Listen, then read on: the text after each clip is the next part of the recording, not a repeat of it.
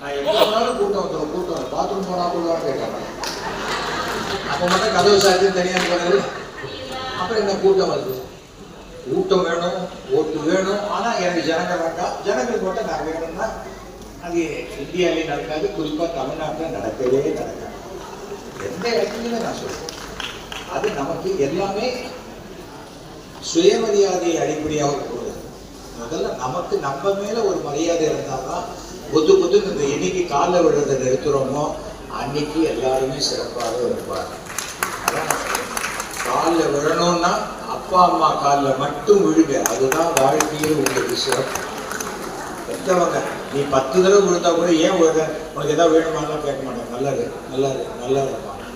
அதைத்தான் சொன்னாங்க, மாதா பிதா குரு தெய்வம். நிறைய படிக்கலாம், நிறைய படிக்கலாம். படிப்பு மட்டும் பெரிய வச்சிருக்கேன். கூட்டம் பஞ்ச இடத்துல இருந்தா கூட உங்களுக்கு தப்பு தான் நடக்கும். அதை நம்ம புரிஞ்சுக்கணும். கூட்டமா இருக்குன்னா எதுக்கு கூட்டம் போறீங்க, போகக்கூடாது.